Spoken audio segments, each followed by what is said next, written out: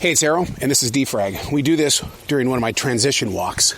A transition walk is how we live our lives. We all go through transitions. You are not the same person that you were when you woke up this morning. By 10 a.m., completely different person. You might be in the same body, but the way you think, the way you act and react, completely different things. Have you ever asked yourself, why? Why am I this way? How can I better understand who it is and why I am? What are my trigger points? And I don't mean trigger points in the way of always being a negative. It's that one thing that puts you in that place. It could be a place of peace. It could be a place of exploration. That's what I love about defragging. You've got to learn to ask the questions. When you think you've got the answer, start asking more questions. This is defrag. I keep a daily defrag journal as well as I do my morning pages, which were inspired by Julia Cameron's The Artist Way. By the way, she's got a brand new book coming out in January of 2023. Please put your nose in it. Learn those steps. Feel what it's like to be a part of the atmosphere of creativity.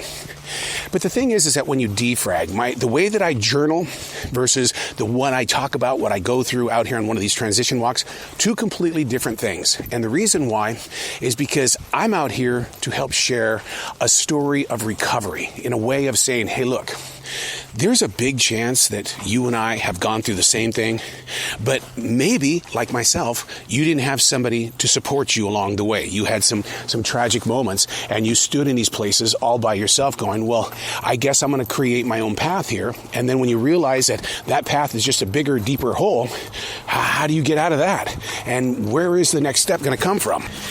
While defragging in the journal today, something did occur to me, and I thought, you know what, save it. Save it for the transition walk. Why is it when I ask the questions in the journal that deal with, well, what was 2022 like for you?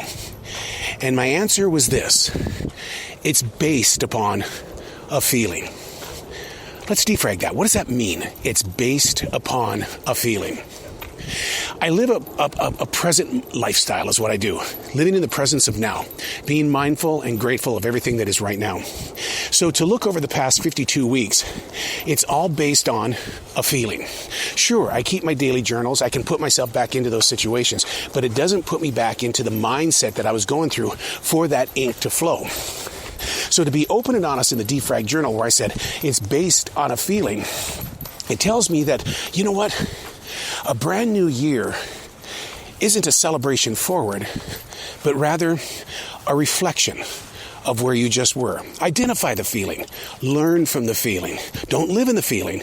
Just deal with it and grow from it. And then as you jump into another year, 2023 or 24, you'll understand that feeling was an emotion that had to come out. And so often we allow those emotions to build up, and then we suddenly pop. And then we're going, oh God, now what did I do? Making up our minds to ask questions. We'll ask other people questions. It'll be those types of questions where we go, well, what would you do? What would I do? Oh, well, let me give you my opinion of what I would do. Why don't you ask yourself the same question? Well, what would you do? And let's see what the inner core of your mindset is going to tell you. It may give you an opinion. It may give you a judgment call. It may give you inspiration to go, you know what? I didn't realize I felt that way deep inside. I'm glad I took this moment to defrag. So getting to know who you are is basically a choice.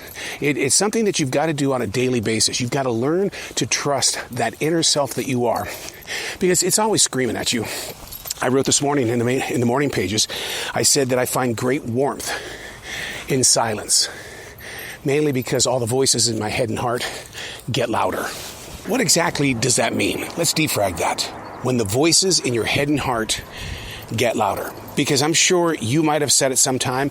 I know I've said it sometimes. It's like, well, get over it. If the voices are so loud, turn them down. That's like saying, hey, the 73% increase in COVID-19 at the end of 2022 here in this county, I can just instantly just turn it off, right? No.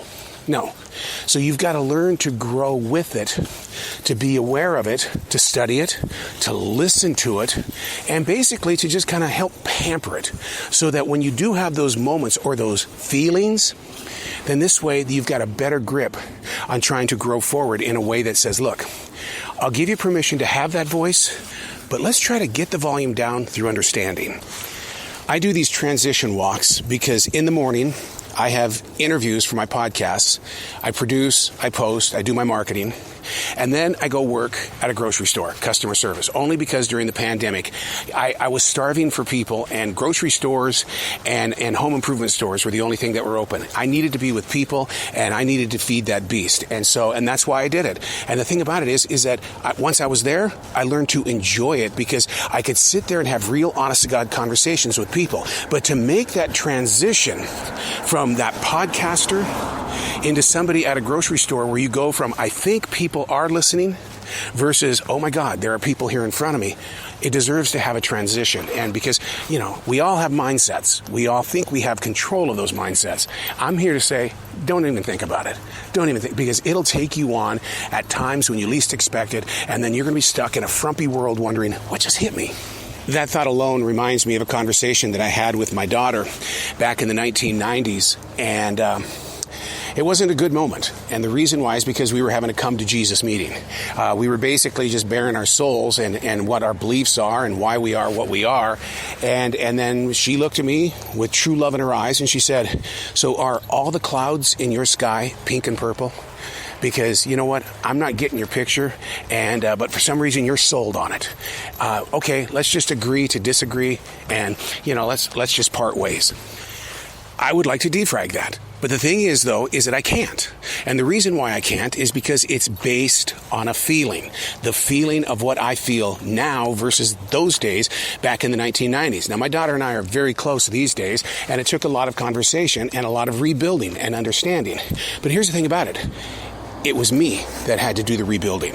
It was me who had to take the steps that were needed in order to build a better relationship. Because I guess when it really comes down to it, I haven't really been that people person that I assumed I was. It was a feeling that I was a people person. Then when you start breaking it down and you start seeing the bigger picture, pull that lens back, you realize, okay, we have a starting point now. One of my favorite songs from the Beatles, Paul McCartney and John Lennon singing the song, I got a feeling, oh, I've got a feeling, ba-ba-ba-ba-ba. I don't know the words, but I have that feeling. And it opens up your heart to say, well, what is your feeling?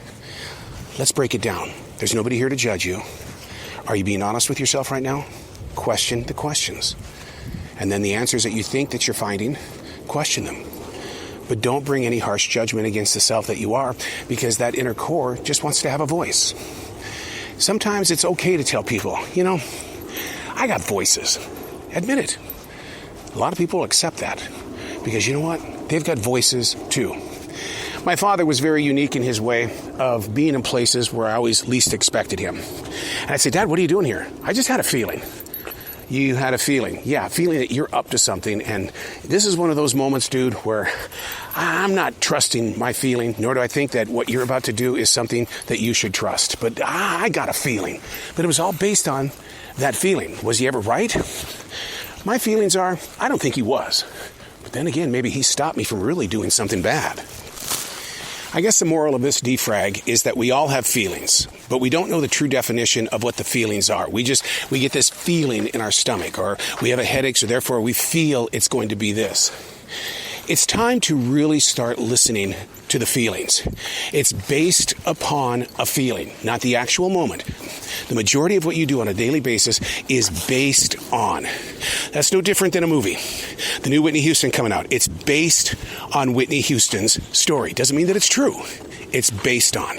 So what are you basing your feelings on? Your emotions. Those ties into a mindset or a mood swing that you can't break free of. As we enter a brand new year, a brand new season, the reflections, the resolutions, the rebuilding of a better you, you know what? If you stay in your now and you listen to your now, things are going to be coming up. And it's not going to be based on a feeling because you're living it right now. This is your now. I'm Errol, and that's defrag.